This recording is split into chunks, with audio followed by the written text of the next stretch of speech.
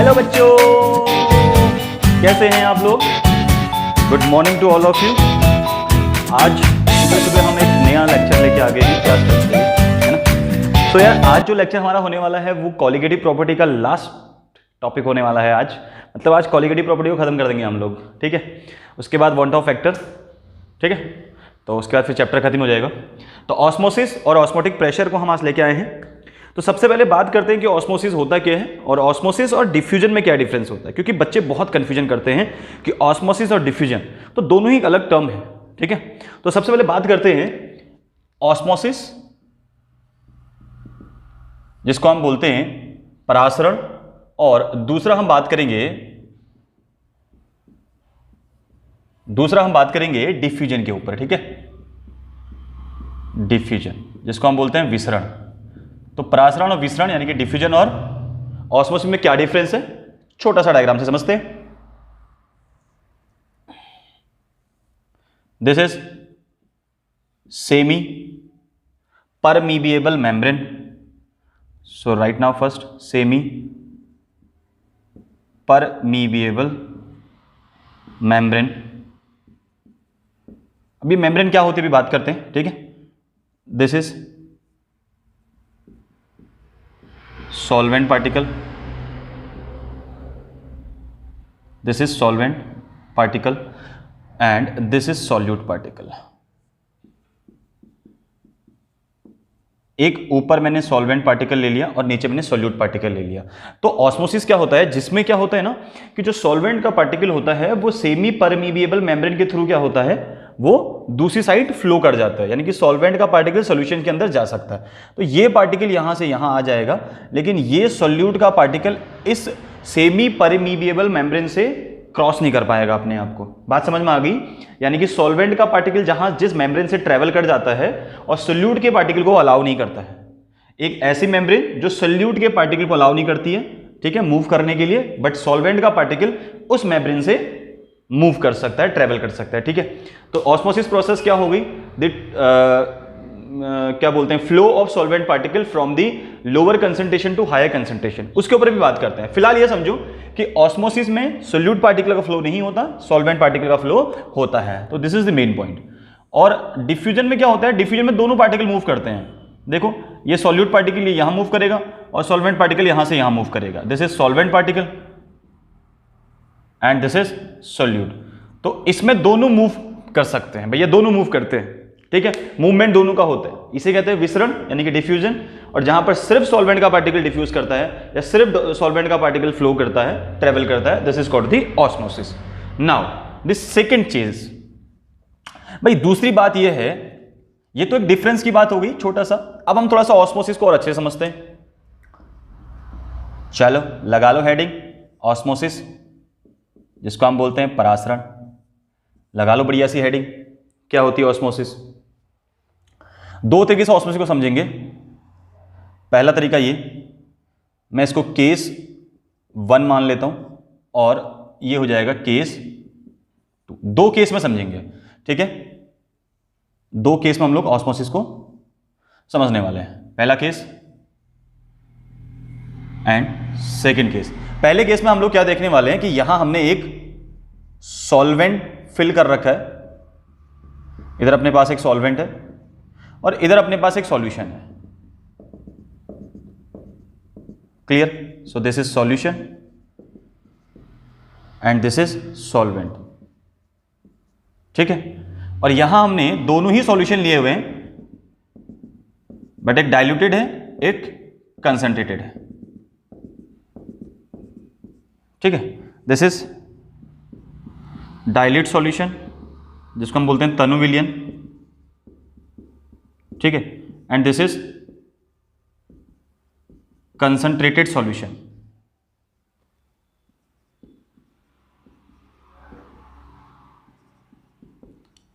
ठीक, सांद्र विलियन। तो दो सेट हमने ले लिया, दो केस ले लिए। एक केस मैंने देखा कि एक तरफ मैंने सॉल्वेंट फिल किया हुआ है, एक तरफ मैंने सॉल्यूशन फिल किया हुआ है, और यहां मैंने एक तरफ डाइल्यूट सॉल्यूशन लिया हुआ है, एक तरफ कॉन्सेंट्रेटेड सॉल्यूशन लिया हुआ है। बीच में ले लो SPM, this is called the SPM and this is called the SPM. SPM का मतलब मैं आपको बता चुका हूं, सेमी परमीबिएबल मेम्ब्रेन, ठीक है, जिसको हम हिंदी में बोलते हैं अर्ध पारगम्य झिल्ली, अर्ध पारगम्य झिल्ली। क्लियर हो गया। अब डेफिनेशन क्या लिखेंगे जरा ध्यान से देखो, उसके बाद इसको और डिक्टेट कर लेते हैं। डेफिनेशन देखो, the flow of solvent particle from lower concentration to higher concentration with the help of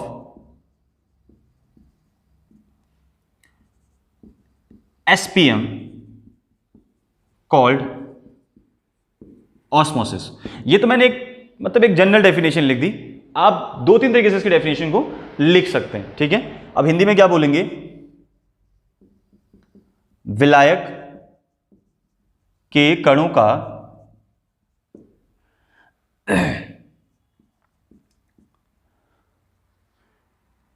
अर्ध पारगम्य झिल्ली द्वारा, अर्ध पारगम्य झिल्ली की सहायता से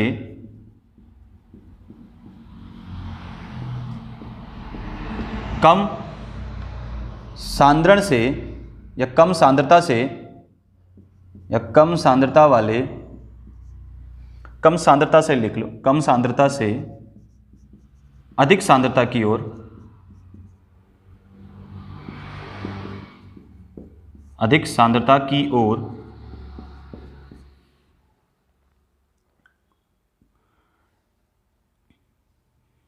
ठीक है, विलायक के कणों का अर्ध पारगम्य झिल्ली की सहायता से कम सांद्रता से अधिक सांद्रता की ओर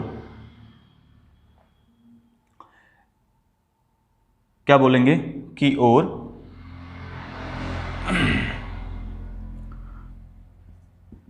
बहना ही परासरण कहलाता है। फ्लो को हम क्या बोलते हैं, बहना ही बोलते हैं, ठीक है। क्लियर हो गया, या फ्लो भी लिख सकते हैं कि और फ्लो, ठीक है। फील्ड देखो आपको समझ में आना चाहिए, मेन चीज ये है आपको समझ में आ रही है बातें। The flow of solvent particle from the lower concentration to higher concentration with the help of SPM called the osmosis. इसी को हम ऑस्मोसिस बोल देते हैं, ठीक है। वैसे ऑस्मोसिस जो होता है ग्रीक वर्ड से मिलकर बना होता है, ऑस्मोसिस एक ग्रीक वर्ड से मिलकर बना हुआ है। अब वो ग्रीक वर्ड कौन सा है, ग्रीक वर्ड है ऑस्मोस, और इसका मतलब होता है टू मूव कह सकते हो या फ्लो कह सकते हो, ठीक है। मतलब फ्लो करना या मूव करना, ऑस्मोस का मतलब क्या होता है, टू मूव। क्लियर हो गया। तो ये अपने पास दो केस थे, और इन दोनों केसों में हमने क्या बोल दिया भैया, एक कॉमन डेफिनेशन हमने लिख दी कि सॉल्वेंट पार्टिकल का कम कंसंट्रेशन से अधिक कंसंट्रेशन की ओर जब फ्लो होता है, this is called the osmosis. एक तरीका ये हो गया, या फिर क्या बोल लो, the flow of solvent particles from the dilute solution to concentrated solution, this is also called the osmosis. Clear. अच्छा, इस पे ज्यादा बात नहीं करेंगे। अब अभी ऑस्मोसिस का हमें एक सबसे बढ़िया एग्जांपल देखने को मिलता है जब हम एग का एक्सपेरिमेंट करते हैं। देखो ध्यान से, जब हम एग एक्सपेरिमेंट करते हैं ना, ठीक है, अंडे से हम जब कोई एक्सपेरिमेंट करते हैं, ये अपने पास नॉर्मल एक एग होता है, इस तरीके से एग आप देखते हैं,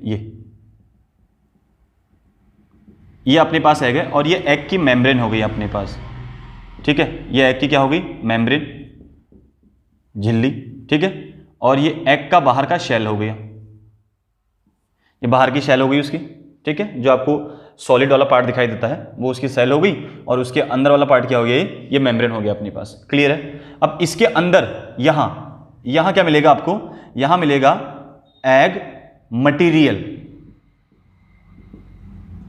जो एग का मटेरियल होगा वो इसके अंदर होगा, जो लिक्विड फॉर्म होती है वो पूरे अंदर होगी आपके पास। अच्छा, मैं इस एग को, नॉर्मल एग को दो तरीके के वेसल के अंदर डाल दूं।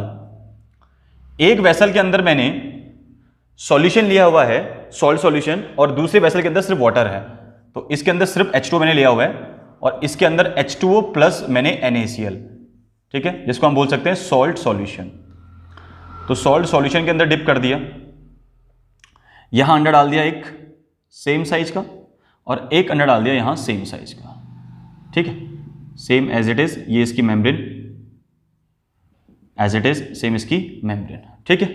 तो मैंने एग को डाल दिया वाटर के अंदर और ये वाटर कैसा होगा, डिस्टिल्ड वाटर होगा, वाटर कैसा होगा, डिस्टिल्ड वाटर होगा, ठीक है। और यहां पर हमने डाल दिया इस एग को सॉल्ट सॉल्यूशन के अंदर। होगा क्या, इस वाटर का कंसंट्रेशन क्या है, लो कंसंट्रेशन, वाटर का कंसंट्रेशन क्या होगा, लो कंसंट्रेशन। इसके अंदर जो मटेरियल होगा इसका कंसंट्रेशन क्या हो जाएगा, वाटर से हाई, सो हाई कंसंट्रेशन। भाई पानी का हो जाएगा लो कंसंट्रेशन, और जो आपके पास एग है उस एग के अंदर के मटेरियल का कंसंट्रेशन कैसा हो जाएगा, हाई हो जाएगा। बात समझ में आ गई, ठीक। और यहां पर सॉल्ट सॉल्यूशन का कंसंट्रेशन हाई हो जाएगा, क्योंकि इसके अंदर क्या है, नमक भी तो है भाई, ठीक है। तो कंसंट्रेशन इस बार सॉल्यूशन का ज्यादा होगा, तो हाई कंसंट्रेशन किसका, सॉल्ट वाले सॉल्यूशन का, और मटेरियल का सॉल्यूशन क्या हो जाएगा, लो हो जाएगा, यहां पे लो कंसंट्रेशन। तो एक चीज समझ में आ गई कि ऑस्मोसिस क्या होता है, ऑस्मोसिस होती है the flow of solvent particle from the low concentration to high concentration, ठीक है। यह बात तो हमको समझ में आती है ना कि लो से हाई की तरफ जब कंसंट्रेशन का फ्लो, पार्टिकल्स का फ्लो होगा, सॉल्वेंट पार्टिकल्स का, तो उसको हम बोल देते हैं ऑस्मोसिस। अब ध्यान से देखो, इधर वाटर का कंसंट्रेशन लो है, अंदर मटेरियल का कंसंट्रेशन हाई है, तो वाटर के मॉलिक्यूल यानी कि सॉल्वेंट के पार्टिकल्स क्या होंगे, अंदर जाएंगे इसके, ठीक है। फ्लो कहां से होगा भाई, वाटर से एग के अंदर को होगा, तो ऑस्मोसिस, तभी तो ऑस्मोसिस हो रहा है भाई, low concentration to high concentration. तो अंडा क्या होगा, स्वेल कर जाएगा, है ना। अंडा, यहां पर अंडा क्या करेगा, स्वेल करेगा, मतलब यहां पर अंडा फूल जाएगा, अंडा क्या होगा, फूल जाएगा, फूलेगा कि नहीं फूलेगा, बड़ा हो जाएगा ना साइज, ठीक है। और यहां पे क्या होगा, देखो यहां पर बाहर से, अंदर से मटेरियल बाहर आ रहा है वाटर के अंदर, ये तो दिस इज, यहां पर जो अंडा आपका हो जाएगा वो हो जाएगा श्रिंक। जब आप पानी में डालते हो, सॉल्ट सॉल्यूशंस के अंदर डालते हो, जब आप एग को सॉल्ट के सॉल्यूशंस के अंदर डालोगे तो एग क्या करेगा, श्रिंक करेगा, क्योंकि जो एग के मटेरियल का जो कंसंट्रेशन होगा वो क्या हो जाएगा अपने पास, वो कम हो जाएगा, और जो सॉल्ट सॉल्यूशन होगा उसका कंसंट्रेशन हाई होगा। यहां से सवाल बनता है भाई। दूसरा, अगर हम उसको नॉर्मल डिस्टिल वाटर के अंदर डाल दें तो वहां पर डिस्टिल वाटर का कंसंट्रेशन लो होगा और अंदर के मटेरियल का कंसंट्रेशन हाई हो जाएगा। तो मटेरियल का कंसंट्रेशन हाई होगा तो फिर क्या होगा भाई, पानी अंदर जाएगा उस एग के अंदर, ठीक है। मेम्ब्रेन से होते हुए पानी कहां जाएगा, अंदर जाएगा, और अंडा क्या करेगा, स्वेल करेगा, यानी कि अंडा क्या हो जाएगा, आकार में बड़ा हो जाएगा। तो ये एक जनरल एग्जांपल था, एक्सपेरिमेंट था, आप इसको नॉर्मली कर सकते हैं। क्लियर, आगे बढ़े, ठीक, समझ में आया, ठीक है, गुड, नाइस, वेरी गुड, अच्छी बात है। चलो भाई, अब देखते हैं एसपीएम का क्या मतलब होता है, फिर से देखते हैं इसको। एसपीएम, सेमी परमीबिएबल मेम्ब्रेन, ये तो इसका नाम हो गया। अर्ध पारगम्य झिल्ली जिसको हम बोलते हैं। इसमें हमने 2-3 पॉइंट याद रखने हैं। एक तो ये पार्चमेंट पेपर होता है, इसके पॉइंट्स याद रखने हैं हमने।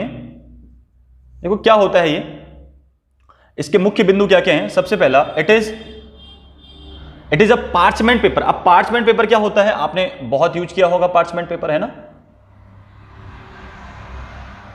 ये एक पार्चमेंट पेपर होती है। दूसरी चीज, ये कवर करती है एनिमल्स और प्लांट्स के सेल्स को कवर करती है, ठीक है। तो हम क्या बोलेंगे, मेम्ब्रेन या membrane covering the animal and plant cells, ठीक है, एक ऐसी मेम्ब्रेन जो क्या करती है, एनिमल और प्लांट के सेल को कवर करती है। ठीक, क्लियर हो गया? ठीक है, यानी कि जो एनिमल्स और प्लांट्स की सेल्स को कवर करती है, उनको सुरक्षित रखने का काम करती है एक तरीके से, उसको हम बोल देते हैं एसपीएम। क्लियर है? अब एक freshly PPT copper ferrocyanide,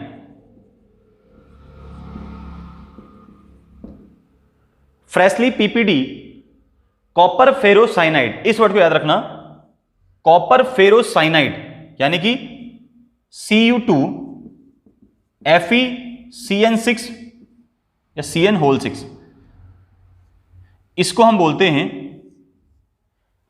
copper ferrocyanide. तो इसका इस्तेमाल हम सबसे ज्यादा करते हैं, इसको हम एज अ एसपीएम लेते हैं। बर्कले हार्टले मेथड में भी हमने इसको एज अ हम इसको क्या लेंगे, एसपीएम लेंगे। अभी आगे देखेंगे कि कैसे हम लोग ऑस्मोटिक प्रेशर को मेजर करते हैं बर्कले हार्टले मेथड से। ठीक है, तो वहां पर हम लोग क्या लेते हैं, कॉपर फेरोसाइनाइड लेते हैं एज अ एसपीएम।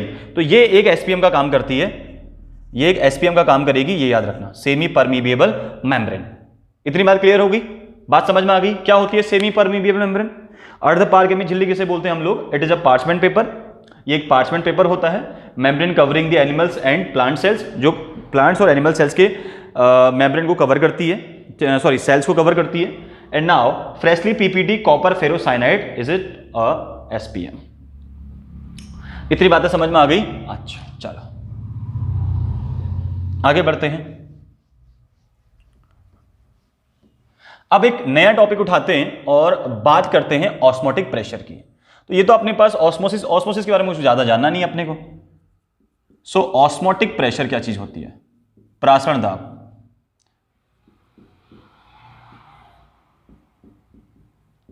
प्रासरण दाब क्या होता है ऑस्मोटिक प्रेशर? ध्यान से देखो जरा।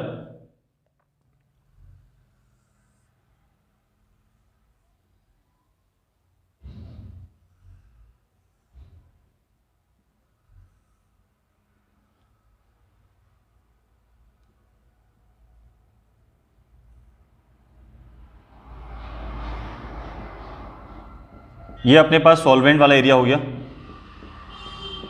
लो कंसंट्रेशन जिसका होगा। ठीक है, this is solvent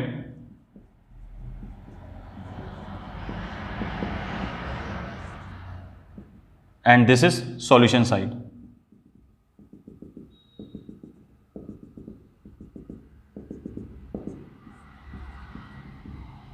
this is solution. अच्छा, सॉल्यूशन का कंसंट्रेशन क्या होगा? High concentration. तो ये हाई कंसंट्रेशन वाला एरिया हो गया अपने पास, और ये हो गया अपने पास लो कंसंट्रेशन वाला एरिया। क्लियर हो गया? अब यहां पर जब सॉल्वेंट का पार्टिकल यहां को फ्लो करेगा ना सॉल्यूशन की तरफ, ये तो करेगा ना, क्योंकि बीच में क्या लगाई हुई है? एसपीएम लगी हुई है। तो जब बीच में एसपीएम लगी हुई तो हम क्या बोलेंगे कि सॉल्वेंट का पार्टिकल लो कंसंट्रेशन से हाई कंसंट्रेशन की तरफ मूव करेगा, फ्लो करेगा, जिसको हमने ऑस्मोसिस बोला था। अब यहां पर क्या होगा बच्चा? यहां पर ये कंसंट्रेशन बढ़ता है, मतलब यहां पर जो होगा वाटर का लेवल बढ़ता रहेगा सॉल्यूशन साइड में। सपोज यहां तक कुछ पहुंच गया, ठीक है, ये इस ट्यूब के अंदर यहां तक कुछ ऐसे पहुंच गया लेवल, पानी का लेवल। ठीक है, एक टाइम बाद क्या होगा ना, ये ऑस्मोसिस रुक जाती है, मतलब अपने आप ही ठहर जाती है एक टाइम बाद। अब यहां से ये जो लेवल है, ये लेवल है फाइनल लेवल। कौन सा लेवल है? Final level. तो यहां से ये जो आपको ट्यूब दिखाई दे रही है ना, यहां पर एक प्रेशर अप्लाई होता है। रुका हुआ पानी जो होता है ना, वो एक प्रेशर अप्लाई करता है। रुका हुआ ठहरा हुआ लिक्विड जो होता है, ठहरा हुआ द्रव जो होता है, वो भी एक प्रेशर अप्लाई करता है। उसको हम बोलते हैं हाइड्रोस्टैटिक प्रेशर। ठीक है, लिक्विड भी, रुका हुआ लिक्विड भी क्या करता है? एक प्रेशर अप्लाई करता है, प्रेशर एक्सर्ट करता है। दिस इज कॉल्ड दी जल स्थैतिक दाब, दैट मीन्स हाइड्रोस्टैटिक प्रेशर।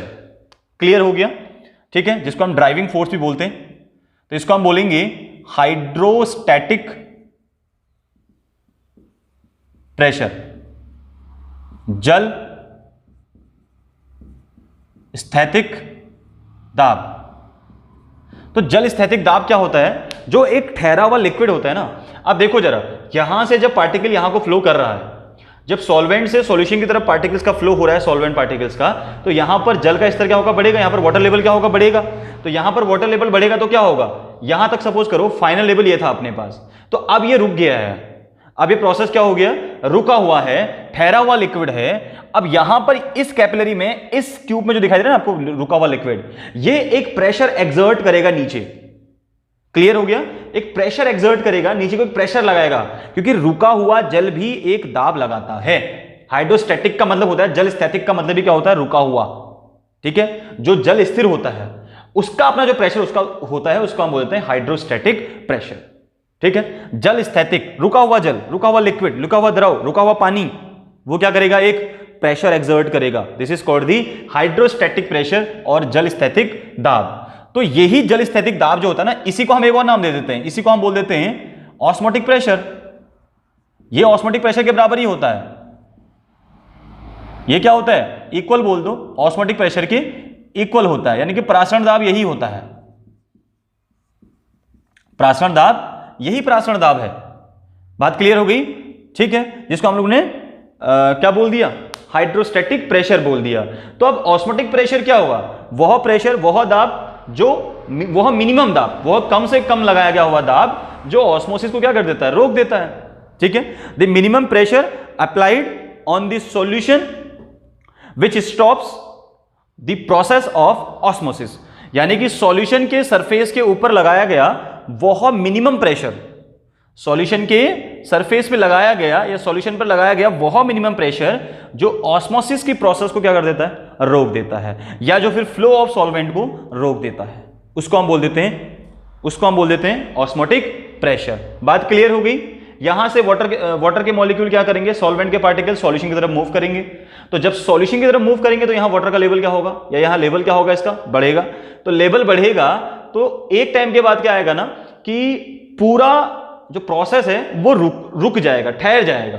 तो उस टाइम पे ये जो फाइनल आपको ट्यूब दिखाई दे रहा है ना यहां पर, ये तो ये जो रुका हुआ वाटर है, ये नीचे को एक प्रेशर एक्सर्ट करता है। ये जो पानी है, ठहरा हुआ पानी जो है, ये नीचे को एक प्रेशर अप्लाई करेगा, जिसको हमने बोल दिया हाइड्रोस्टैटिक प्रेशर, और जिसको हम और बोल देते हैं एक और नाम से osmotic pressure. Osmotic pressure, hydrostatic pressure same चीज है, एक ही चीज है वो दोनों। ठीक है, इसी को हम लोग ऑस्मोटिक प्रेशर बोल देते हैं एक नए टर्म में। तो लिखेंगे कैसे? चलो लिखते हैं। द मिनिमम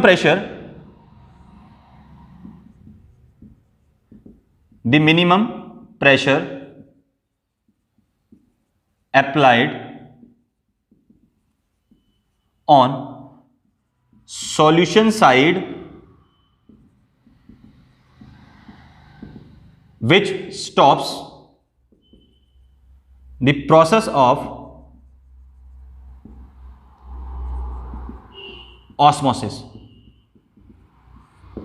क्या समझ में आया? वह minimum pressure, the minimum pressure या that minimum pressure which applied on the solution side which stops the process of osmosis, या the minimum pressure applied on solution side which stops the process of osmosis। ठीक है, that pressure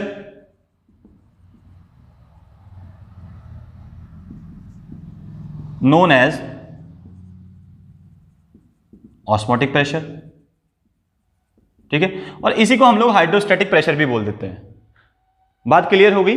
ठीक है, इसी को हम क्या बोल देते हैं? हाइड्रोस्टैटिक प्रेशर भी बोल देते हैं। ठीक है, तो हमने क्या बोला? विलियन के या विलियन में लगाया गया वह न्यूनतम दाब जो परासरण की प्रक्रिया को रोक देता है। भैया जो ऑस्मोसिस को रोकने के लिए जो प्रेशर अप्लाइड किया जाता है उसी को हम लोग ऑस्मोटिक प्रेशर बोल देते हैं। बट नया पॉइंट ये है कि हाइड्रोस्टैटिक प्रेशर क्या होता है। So hydrostatic pressure is also called the osmotic pressure, that's it. यही दो सेम चीजें हैं। ठीक है, यानी कि ठहरे हुए पानी के द्वारा जो लगाया गया प्रेशर होता है उसी को हम लोग क्या बोल देते हैं, हाइड्रोस्टैटिक प्रेशर बोल देते हैं। तो कुछ ज्यादा खास बात तो है नहीं इसके अंदर, ठीक। और लगेगा सॉल्यूशंस के ऊपर, क्योंकि इसको सॉल्वेंट के मूवमेंट को रोकना है, ठीक। चलो नाउ तीन टर्म और हम लोग पढ़ने वाले हैं यहां से। इसके बाद जो नेक्स्ट हम लोग टॉपिक पढ़ने वाले हैं वो, एक तो हम लोग बात करेंगे आइसोटोनिक सॉल्यूशंस की, आइसोटोनिक सॉल्यूशन की, और एक हम बात करेंगे हाइपरटोनिक सॉल्यूशन, हाइपरटोनिक सॉल्यूशन, और एक हम बात करेंगे हाइपोटोनिक सॉल्यूशन। यहां से तो मतलब सीबीएसई में तो क्वेश्चन बनता ही बनता है, as well as Uttarakhand board में भी बनता है भाई, ठीक है, यूके बोर्ड में बनता है अपने। आइसोटोनिक सॉल्यूशन, सम परासरी दाब, ठीक है, और सम परासरी विलयन बोले इसको, और हाइपरटोनिक इसको हम बोलते हैं अति परासरी विलयन, और हाइपोटोनिक न्यून परासरी विलयन। तो ये तीन टर्म्स अपने पास है यहां से, और तीनों से एक क्वेश्चन पक्का बनता है। क्वेश्चन क्या बनता है, सबसे पहले तो इनकी डेफिनेशन पूछी जाती है, और फिर पूछा जाता है इनसे रिलेटेड इनके एप्लीकेशंस। तो इनके एप्लीकेशंस यहां से पूछे जाती हैं और इनकी डेफिनेशंस यहां से बनती हैं। छोटा सा एक नंबर में क्वेश्चन बनता है। आइसोटोनिक सॉल्यूशंस क्या होता है, ठीक है, आइसोटोनिक सॉल्यूशंस क्या होते हैं,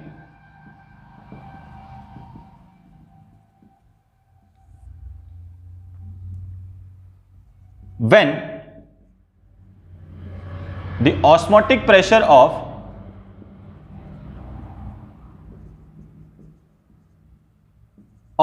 two solutions are equal,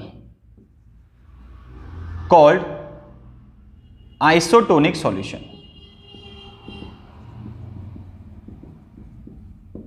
भाई जब दो सॉल्यूशंस के ऑस्मोटिक प्रेशर क्या हो जाते हैं, बराबर हो जाते हैं।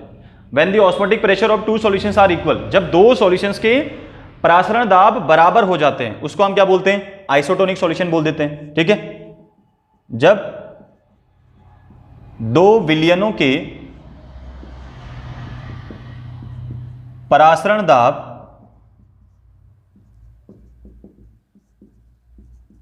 समान हो जाते हैं या समान होते हैं, उन्हें समपरासरी विलयन कहते हैं, ठीक है। जब दो सॉल्यूशंस के परासरण दाब क्या हो जाएं, बराबर हो जाएं। जैसे एक सॉल्यूशन ए है और एक बी है, तो दोनों के परासरण दाब क्या हो जाएं, बराबर हो जाएं, तो उसको हम क्या बोल देते हैं, समपरासरी बोल देते हैं, ठीक है। चलो, तो पॉइंट ये नहीं है कि समपरासरी होता क्या है, पॉइंट अब आता है इसके बाद। जरा देखो एग्जाम्पल देखते हैं इसका। एग्जाम्पल में हम लोग क्या बोल सकते हैं, the osmotic pressure of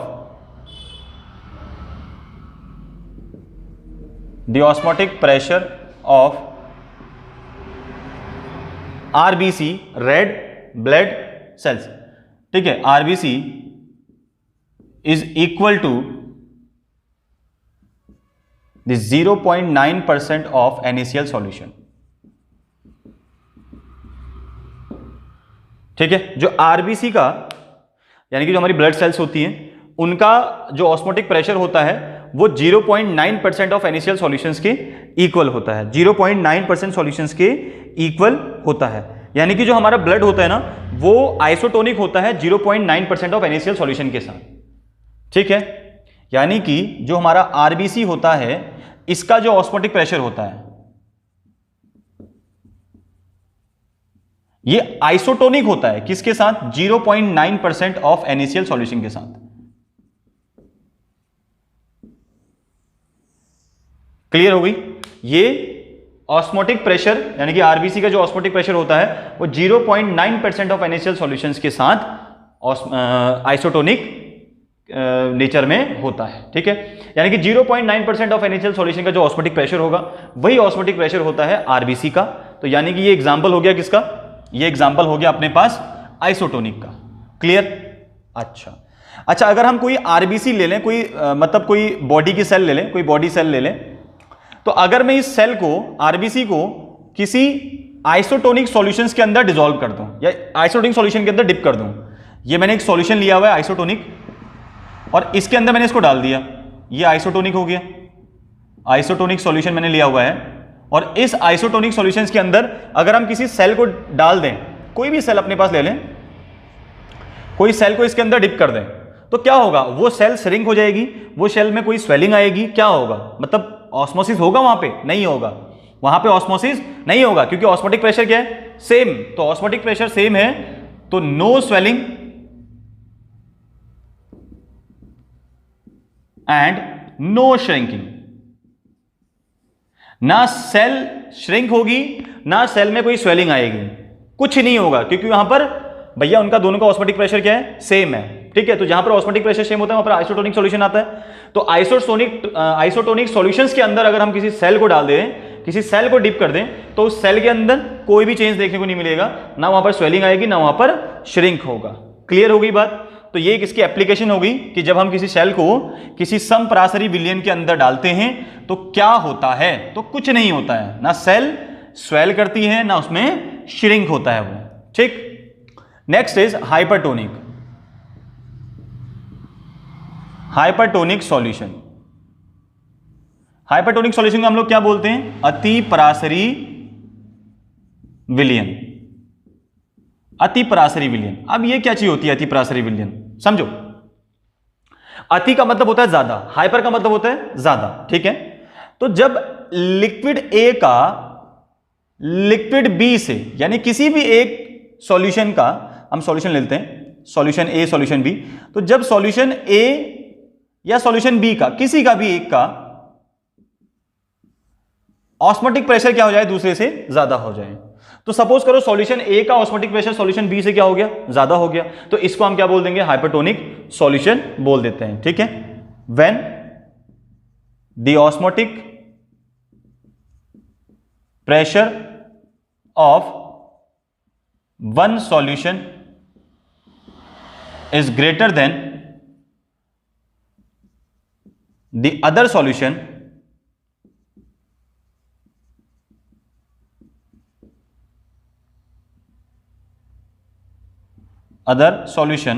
called hypertonic solution।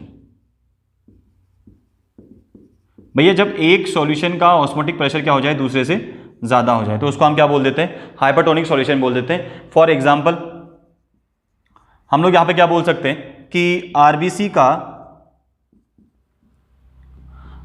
का जो ऑस्मोटिक प्रेशर होगा, RBC osmotic pressure is greater then 0.9% of NaCl solution. ठीक है, मतलब आरबीसी का जो ऑस्मोटिक प्रेशर होगा वो क्या होगा? 0.9% ऑफ NaCl सॉल्यूशन से ज्यादा हो जाएगा।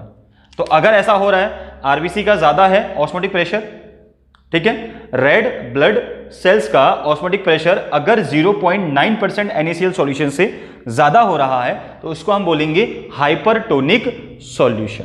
क्लियर हो गया? अच्छा, नेक्स्ट हाइपोटोनिक सॉल्यूशन। अगला अपने पास आता है तीसरा,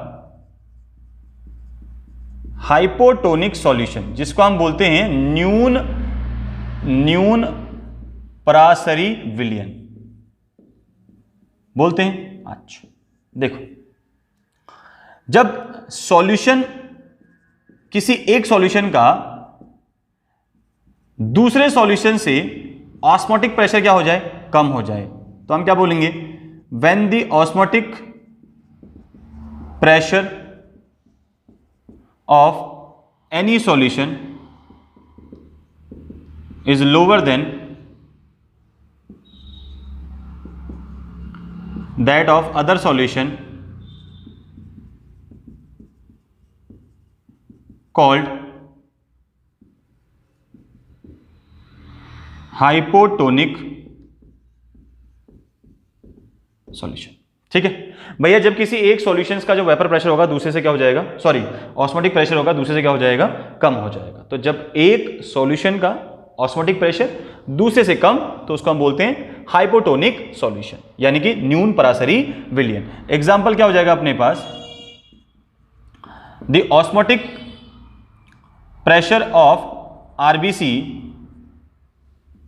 is less than the osmotic pressure of 0.9% of NaCl solution. तो जब 0.9% NaCl के सॉल्यूशन से आरबीसी का ऑस्मोटिक प्रेशर क्या हो जाए, कम हो जाए, तो उसको हम बोल देते हैं hypotonic solution.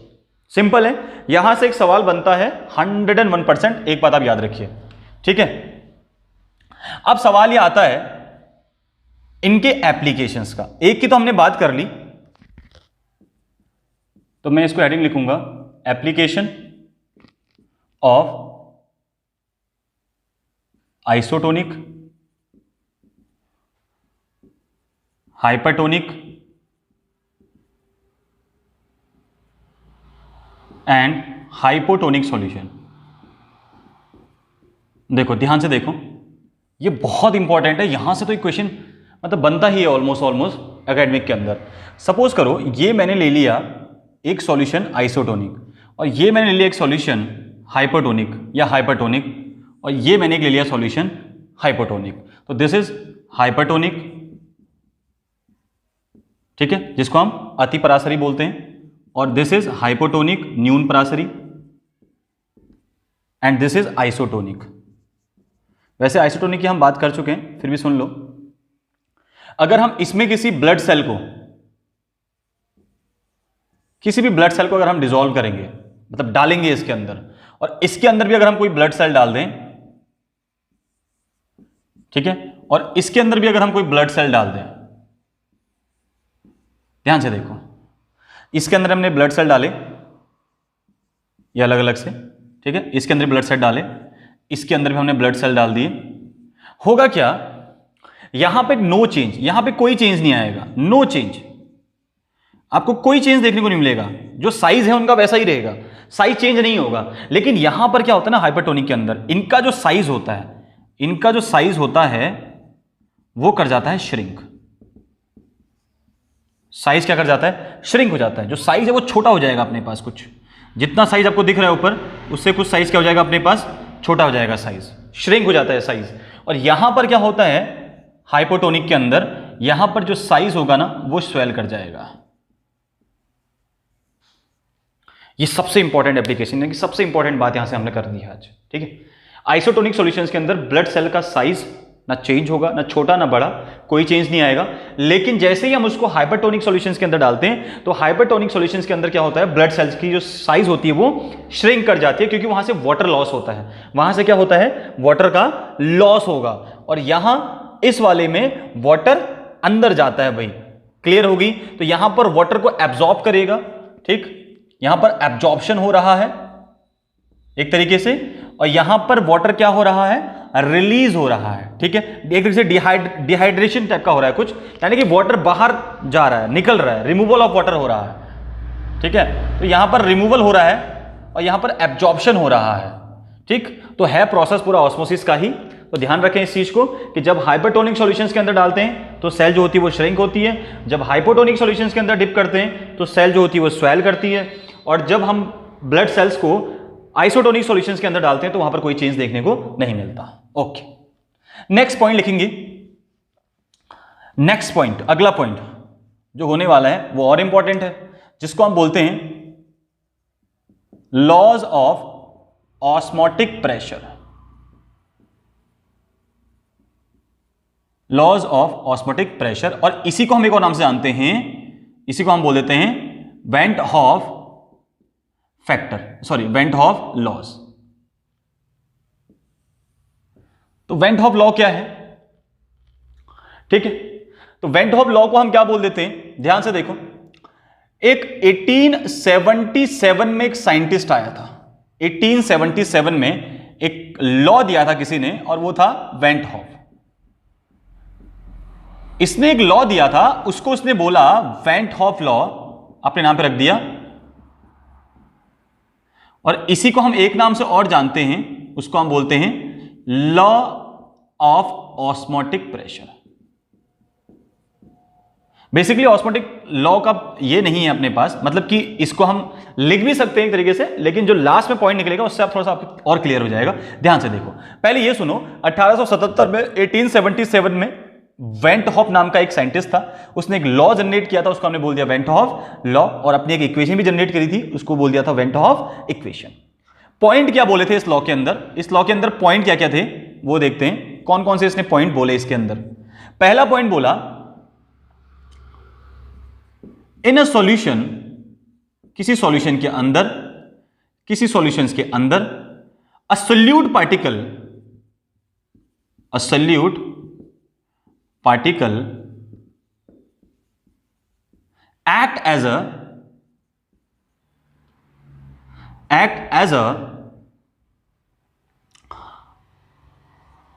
gas molecule. Is it clear? In a solution, a solute particle act as a gas molecule. किसी विलयन के अंदर कोई भी जो सोल्यूट का पार्टिकल होता है, विलेय का पार्टिकल होता है, वो गैस के मॉलिक्यूल की तरह बिहेव करता है। क्लियर? गैस के मॉलिक्यूल की तरह बिहेव करता है। पहला पॉइंट तो ये था इसका। दूसरा पॉइंट क्या बोला इसने? दूसरा पॉइंट बोला normal gas law, normal gas law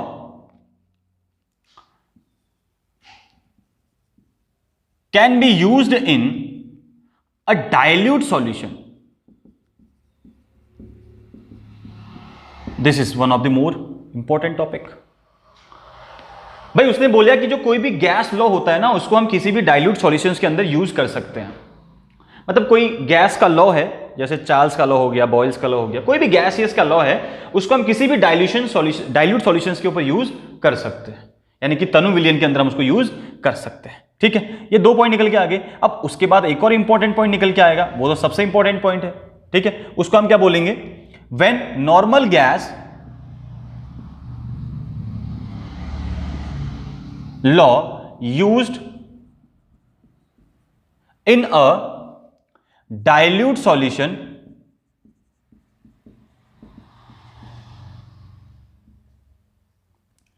called law of osmotic pressure. Law of osmotic pressure. क्या समझ में आया? लॉ ऑफ ऑस्मोटिक प्रेशर क्या है भैया? जब हम किसी गैस लॉ को ना किसी डाइल्यूट सॉल्यूशन में यूज करते हैं भाई, जब किसी गैस के लॉ को हम किसी डाइल्यूट सॉल्यूशंस के ऊपर यूज करते हैं, तो उसको हम बोल देते हैं, उसी को हम बोल देते हैं लॉ ऑफ ऑस्मोटिक प्रेशर। ठीक है, वेंट हॉफ ने क्या क्या बोला था भाई? दो पॉइंट मेन बोले थे उसने, कि किसी सॉल्यूशंस के अंदर कोई भी जो सोल्यूट का पार्टिकल होता है वो मॉलिक्यूल ऑफ गैस, यानी कि गैस के मॉलिक्यूल की तरह बिहेव करता है। नॉर्मल गैस लॉ जो होते हैं उनको हम डाइल्यूट सॉल्यूशंस के लिए भी यूज कर सकते हैं। फिर क्या बात आई कि अगर हम ऐसा करते हैं, यानी कि किसी गैस लॉ को किसी डाइल्यूट सॉल्यूशन के लिए यूज करते हैं, तो उसको हम बोल देते हैं law of osmotic pressure. Is it clear? Okay, now next is, ध्यान से देखो, ऑस्मोटिक प्रेशर डिनोटेड बाई पाई। इसको हम किससे डिनोट करते हैं? पाई से डिनोट करते हैं। ये तो हमको पता लगना चाहिए ना। चलिए अब देखो वेंट हॉफ के लॉ कौन कौन से थे। ठीक है, पहला था वेंट हॉफ लॉ में कौन कौन से लॉ आए? तीन लॉ इसमें आए थे। पहला अपने पास था बॉयल्स लॉ या बॉयल्स वेंट हॉफ लॉ, ये पहला था। दूसरा चार्ल्स वेंट हॉफ लॉ, और तीसरा था एवोगैड्रो या Avogadro's went Hoff law.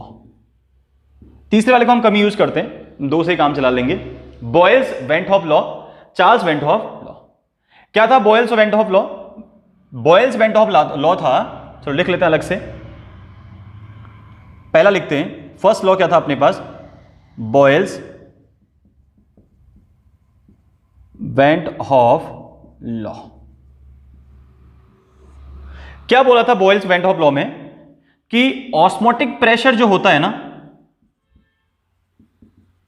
Osmotic pressure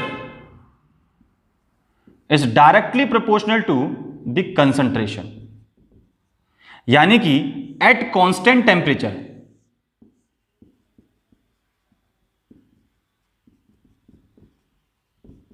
at constant temperature the osmotic pressure of a solution is directly proportional to the concentration, it means C। ठीक है, तो इसको हम क्या लिख सकते हैं? इसको हम लिख सकते हैं pi is directly proportional to C at constant temperature. ऊपर हमने पहले बता दिया osmotic pressure denoted by pi, तो ऑस्मोटिक प्रेशर पाई हो गया और कंसंट्रेशन हो गया अपने पास C। सेकेंड लॉ क्या था अपने पास? सेकेंड लॉ था चार्ल्स वेंट ऑफ लॉ। अब चार्ल्स का वेंट ऑफ लॉ क्या था? इसमें बोला गया था कि जो ऑस्मोटिक प्रेशर होता है, osmotic pressure is directly proportional to temperature at constant concentration, so pi is directly proportional to T। दो चीजें अपने को पता लग गई, एक तो भाई जो पाई होता है वो डायरेक्टली प्रोपोर्शनल होता है कंसंट्रेशन के, और पाई जो होता है वो टेम्परेचर के भी डायरेक्टली प्रोपोर्शनल होता है। ऑस्मोटिक प्रेशर टेम्परेचर बढ़ाने पे भी बढ़ेगा, कंसंट्रेशन को बढ़ाने पे भी बढ़ेगा। ठीक, तो अब इन दोनों से हम लोग एक कंक्लूजन निकालेंगे, इन दोनों से हम लोग एक कंक्लूजन निकालेंगे। ध्यान से देखो, दोनों लोगों का इस्तेमाल किया जाएगा और पाई बराबर कर दिया जाएगा। अब पाई इज डायरेक्टली प्रोपोर्शनल हो जाएगा C and pi is directly proportional T। ठीक है, ये किसके अकॉर्डिंग था? ये था boils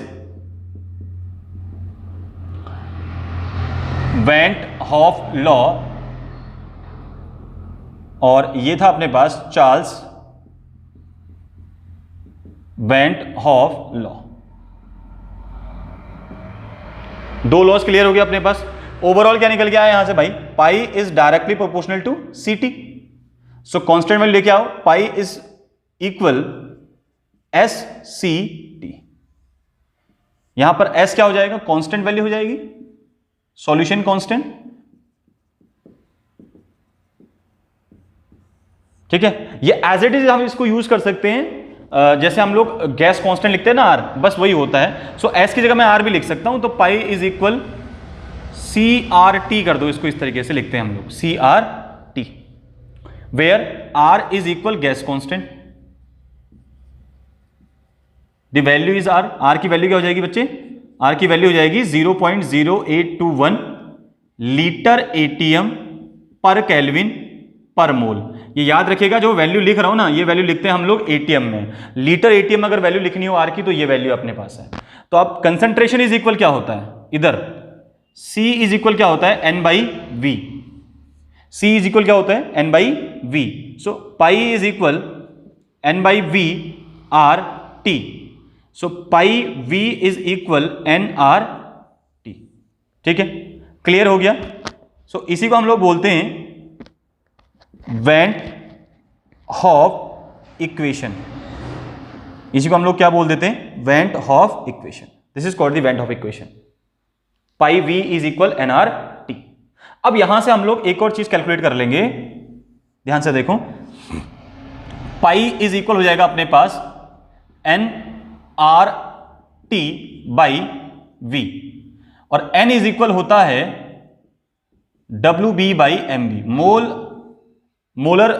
weight of solute divided by molar mass of solute. So pi is equal, N की जगह पर रख लो WB RT by MB into V। अब सपोज करो मुझे V निकालना हो, ठीक है, यहां पर V क्या है? Molar mass of solute. तो सॉल्यूट का मुझे मोलर मास निकालना हो, तो MB इज इक्वल हो जाएगा WB RT divided by pi into V। So this is the molar mass of solute. ठीक है, अगर मुझे WB निकालना हो तो WB इज इक्वल क्या हो जाएगा? WB equal MB into pi into V divided by RT। So this is weight of solute. तो ये वेट ऑफ सॉल्यूट हो गया ऊपर अपने पास। तो हम तीन चीजें यहां से कैलकुलेट कर सकते हैं। हम लोग पाई कैलकुलेट कर सकते हैं, अगर मुझे पाई निकालना है तो पाई के लिए फॉर्मूला है भाई, हम यहां से भी निकाल सकते हैं इसको पाई को, ठीक है। ऑस्मोटिक प्रेशर हम यहां से निकाल सकते हैं, मोल्स हमको गिवन होंगे, नहीं गिवन है तो निकाल लेंगे WP/MB से। आर गैस कांस्टेंट अपने को पता है 0.0821 लीटर एटीएम केल्विन पर मोल, अदरवाइज आपको दिया होगा वैल्यू। और टी टेम्परेचर आपको दिया होगा, आप टी को केल्विन में कन्वर्ट कर लेना। वी वॉल्यूम आपको दिया होगा, वी आप गिवन है, तो ठीक है, आराम से हम लोग पाई की वैल्यू निकाल सकते हैं। कोई प्रॉब्लम यहां तक? नहीं प्रॉब्लम, समझ में आया? ठीक है, मिटोल दें, ठीक, बहुत अच्छे, बहुत अच्छे, ठीक। तो कैसे हम लोग ऑस्मोटिक प्रेशर को कैलकुलेट करेंगे? ठीक है, फॉर्मूले से कैसे मोलर मास ऑफ सॉल्यूट निकालेंगे, वेट ऑफ सॉल्यूट निकालेंगे। तो ये थे अपने पास कुछ फॉर्मूले, ठीक, ये कुछ अपने पास क्या था यहां से फॉर्मूले थे इसके। नेक्स्ट इसमें एक और पॉइंट कर लेते हैं और फाइनल कर देते हैं इसको आज, ऑस्मोटिक प्रेशर को। एक बहुत ही इंपॉर्टेंट क्वेश्चन यहां से आता है कि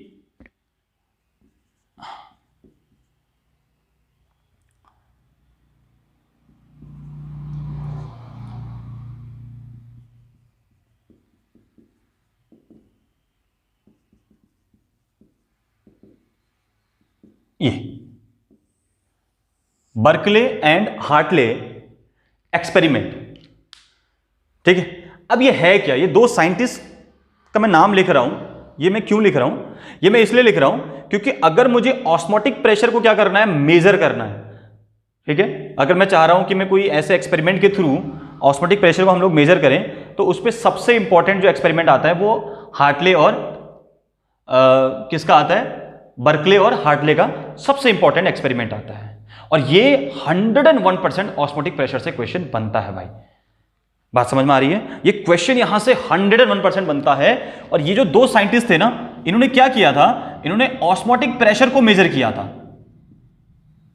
ऑस्मोटिक प्रेशर को मेजर कर दिया, ठीक है। काई से? एक्सपेरिमेंट से। एक एक्सपेरिमेंट किया 1904 से 1909 के बीच में ये एक्सपेरिमेंट था इनका। तो ऑलमोस्ट 1904 से 1909 के बीच में इन्होंने एक्सपेरिमेंट दिया था। और इसमें इन्होंने क्या किया? ऑस्मोटिक प्रेशर को मेजर करने का काम किया। और इसीलिए इनके एक्सपेरिमेंट का नाम भी क्या पड़ गया? इनके नाम पे पड़ गया, बर्कले एंड हार्टले एक्सपेरिमेंट, ठीक है। क्या बोलते हैं इसको? बर्कले और हार्टले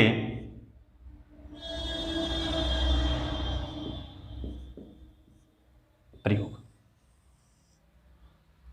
ठीक है। ये दो साइंटिस्ट थे जिन्होंने मेजर किया था, एक्सपेरिमेंटली मेजर किया था ऑस्मोटिक प्रेशर को। और ये यहां से एकेडमिक लेवल पे सवाल आता है कि ये दोनों प्रोसेस हैं क्या। ध्यान से देखो, ये हमने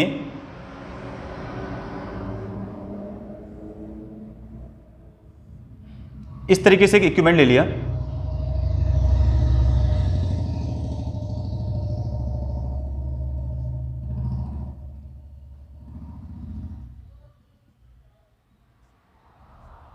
ध्यान से देखिए इसको।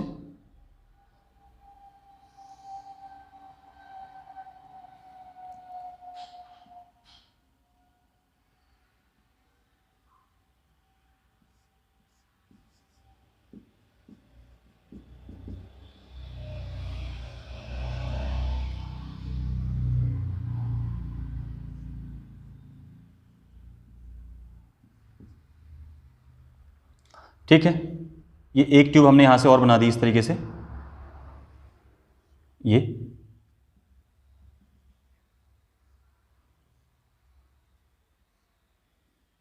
इसको हम बोलते हैं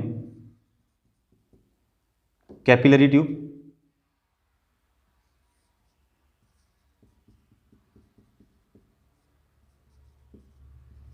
ये कैपिलरी ट्यूब अपने पास आ गई, ठीक है। यहां से हम लोग क्या कर रहे हैं?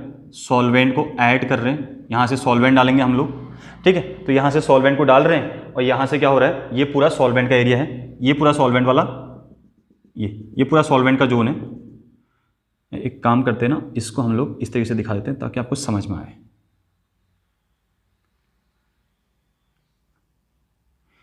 ये मैं क्या बना रहा हूं? ये मैं बना रहा हूं एक पोर्सिलिन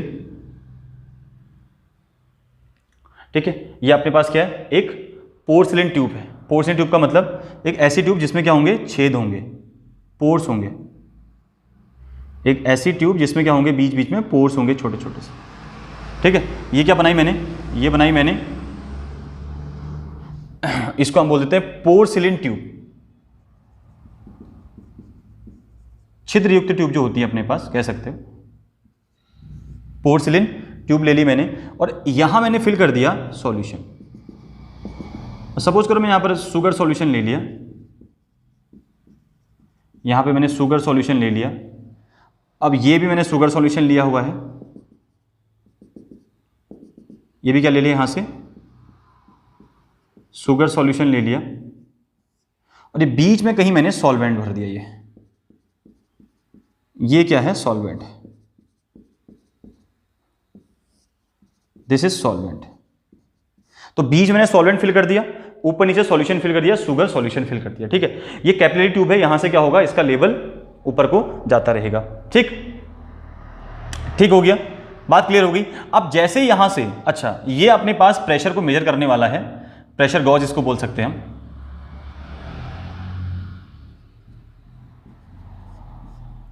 ठीक है, अब यहां से वाटर का लेवल ऊपर जाएगा। होता क्या, देखो जरा, ये पोर्सिलेन ट्यूब लगा रखी है मैंने, इसका मतलब यहां से सिर्फ सॉल्वेंट के पार्टिकल क्या होंगे, कुछ सॉल्वेंट के पार्टिकल यहां ऐसे सॉल्यूशन के अंदर जाएंगे, ये सॉल्यूशंस के अंदर जाएंगे पार्टिकल्स। ठीक है, ये आपको कुछ ऐसे दिखाई देगा। देखो सपोज करो ये अपने पास ये है ना, ऐसा कुछ गोल है ये। ठीक है, ये गोल है, तो इसमें ये पूरा क्या हो गया अपने पास, ये पूरा जो होल दिख रहा है, ये पूरा सॉल्यूशंस का हो गया। इसके अंदर इस तरीके से हमने फिट कर रखा है सॉल्वेंट को, मतलब चारों ओर सॉल्यूशन है, बीच में सॉल्वेंट है। समझ में आ गई बात? ठीक है, चारों ओर क्या दिख रहा है आपको, सॉल्यूशन, और बीच में क्या दिख रहा है, सॉल्वेंट। Is it clear? तो बीच में सॉल्वेंट दिख रहा है, तो सॉल्वेंट क्या करेंगे, इस पोर्सिलेन से ट्यूब से क्या करेंगे, सॉल्यूशन की तरफ मूव करेंगे, क्योंकि ऑस्मोसिस की प्रोसेस होगी, low concentration to high concentration. तो मॉलिक्यूल यहां सॉल्यूशंस के अंदर आएंगे, तो सॉल्यूशंस के अंदर आएंगे तो क्या होगा, वो यहां से लेवल ऊपर जाएगा, यहां से लेवल क्या होगा, ऊपर जाएगा, ऊपर जाएगा लेवल। ठीक है, तो अब जो यहां से एक प्रेशर एक्सर्ट होगा नीचे को, अब जो एक प्रेशर लगेगा यहां से, ठीक है, जब हम बाद में यहां से इस प्रोसेस को रोकने के लिए एक हाइड्रोस्टैटिक प्रेशर यहां से लगेगा, यहां से जब प्रेशर नीचे को अप्लाई होगा, वो प्रेशर हम यहां पर मेजर कर लेंगे, वो प्रेशर क्या करेंगे, यहां पे मेजर कर लेंगे। बहुत ज्यादा कुछ नहीं एक्सपेरिमेंट, बस आपने इसका डायग्राम समझ लेना है। ठीक है, और यही आपने प्रोसीजर के अंदर लिख देना है।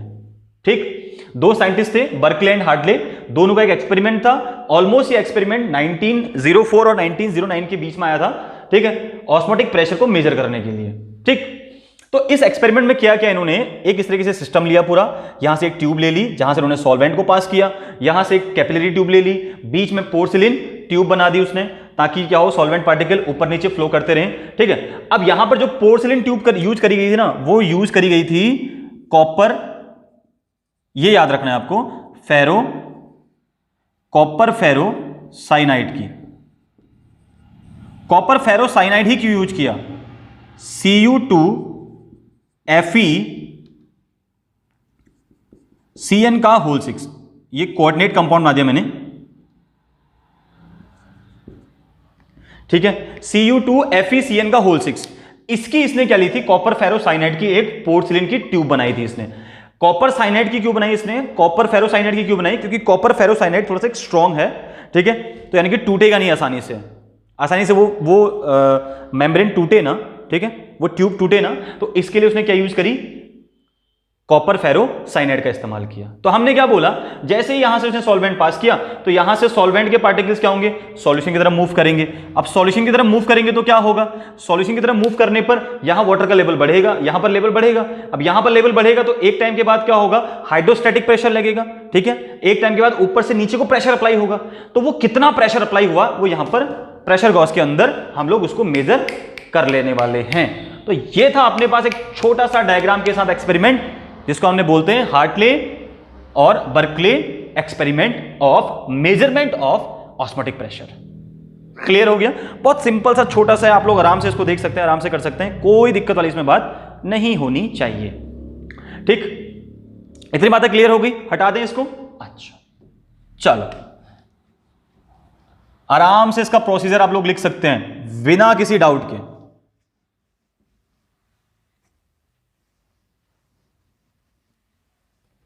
ठीक है, जो कैपिलरी ट्यूब हमने बनाई थी उस कैपिलरी ट्यूब में क्या होगा, पहला लेवल ऊपर होगा, फिर लेवल कम होते जाएगा। क्यों कम होते जाएगा, ऐसा था ना कुछ, ये सॉल्वेंट था अपने पास और यहां से हमने एक कैपिलरी ट्यूब लगा दी थी यहां से, ये तो यहां से आपने, यहां से क्या किया था आपने, यहां से आपने इस ट्यूब से आपने सॉल्वेंट को फिल किया, तो सॉल्वेंट फिल करोगे तो क्या होगा, यहां कैपिलरी ट्यूब में क्या होगा, ऊपर तक जाएगा। ठीक है, केस नलिका जिसको बोलते हैं, ऊपर तक जाएगा, फिर सॉल्वेंट पार्टिकल यहां जाएंगे तो क्या होगा, वो लेवल कम होता जाएगा। ठीक है, तो वो सिर्फ इतना था, आप लोग उसको कंफ्यूज मत करना, आराम से हो जाएगा आप लोगों से, बस सुन लेना एक बार वीडियो को पॉज करके अच्छे से। Now next is a reverse osmosis. Reverse osmosis, RO जिसको हम बोलते हैं, आप लोग घर में लगाते हैं आरओ, आरओ जिसको हम बोलते हैं, रिवर्स ऑस्मोसिस। क्या होता है ना, जब आप लोग प्रेशर अप्लाई करते हैं, प्रेशर अप्लाई करते हैं और वो प्रेशर जब क्या होता है ना, ऑस्मोटिक प्रेशर से ज्यादा हो जाए, ठीक है, pressure applied on solution side,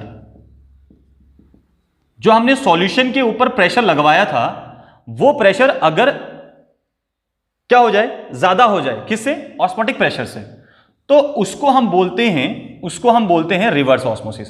when the pressure applied on the solution side is greater than the osmotic pressure, यानी कि जब सॉल्यूशन के ऊपर लगाया गया प्रेशर जब ऑस्मोटिक प्रेशर से ज्यादा हो जाता है तो वहां पर क्या होता है भाई, वहां पर क्या होता है, रिवर्स प्रोसेस होना लग जाती है, यानी कि जो ऑस्मोसिस होगा वो रिवर्स हो जाएगा। कैसे होगा रिवर्स, ध्यान से देखो, ये अपने पास system,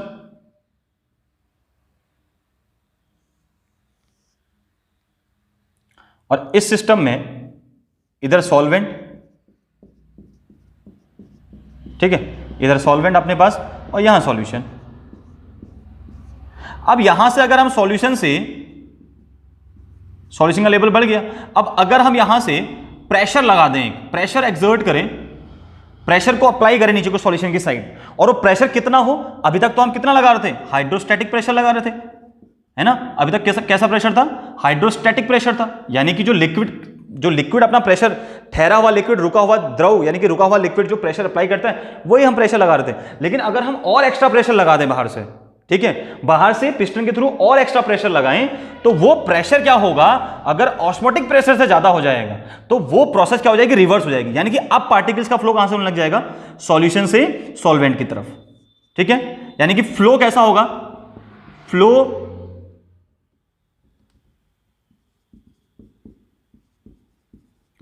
of solvent particle from higher concentration to lower concentration।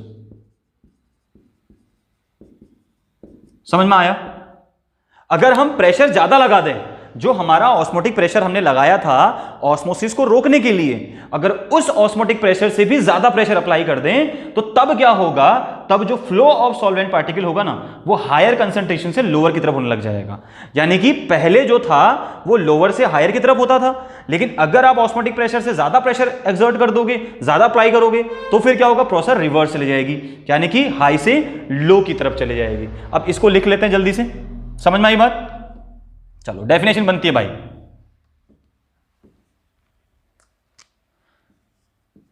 when the pressure applied on the solution side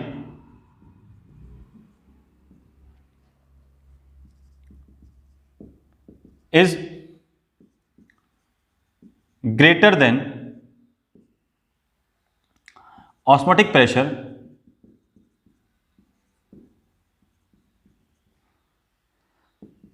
in that case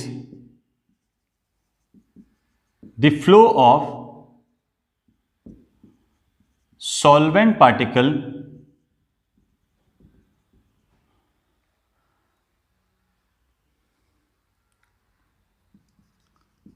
takes place from higher concentration to higher concentration to lower concentration called RO, reverse osmosis. क्या बोल देते हैं भाई, when the pressure applied on the solution side is greater than the osmotic pressure, in that case the flow of solvent particle takes places from higher concentration to lower concentration. यानी कि जब आप osmotic दाब से, परासरण दाब से अधिक दाब विलयन के ऊपर लगाते हैं, जब हम विलयन के ऊपर परासरण दाब से अधिक दाब लगाया जाता है या लगाते हैं, तो उस अवस्था में विलायक के कणों का जो बहाव होता है, जो फ्लो होता है, वो अधिक सांद्रता से कम सांद्रता की ओर होने लगता है। अर्थात रिवर्स ऑस्मोसिस एक ऐसी प्रक्रिया है जो परासरण के विपरीत होती है। यानी कि परासरण के विपरीत जो प्रक्रिया होती है उसको हम क्या बोल देते हैं, उसको हम क्या बोल देते हैं, उसको हम क्या बोलते हैं, रिवर्स ऑस्मोसिस बोल देते हैं। ठीक है, व्युत्क्रम, एक तरह से रिवर्स का मतलब क्या है, व्युत्क्रम परासरण। व्युत्क्रम परासरण क्या हो गया, जो परासरण का उल्टा होगा। क्लियर हो गई मेरी बात, समझ में आई? तो यहां पर सॉल्वेंट के पार्टिकल्स का फ्लो कहां से होगा, high concentration to low concentration. तो this is called the reverse osmosis. तो ये लेक्चर आज यहीं पर हम लोग खत्म करने वाले हैं। कोशिश करी गई है कि थोड़ा सा इस लेक्चर को और बनाया जाए कुछ खास, लेकिन जितना हो सका एज पॉसिबल बनाने की कोशिश करी। मिलते हैं एक नेक्स्ट वीडियो के साथ, और नेक्स्ट जो वीडियो आने वाली है वो आने वाली है बेंट ऑफ फैक्टर के ऊपर। क्लियर, एबनॉर्मल मोलर मास और बेंट ऑफ फैक्टर, जो कि इस चैप्टर का लास्ट लेक्चर होगा। मिलते हैं नेक्स्ट वीडियो के साथ, तब तक के लिए अपना ख्याल रखें, बने रहें और देखते रहें केमिस्ट्री में। जय हिंद।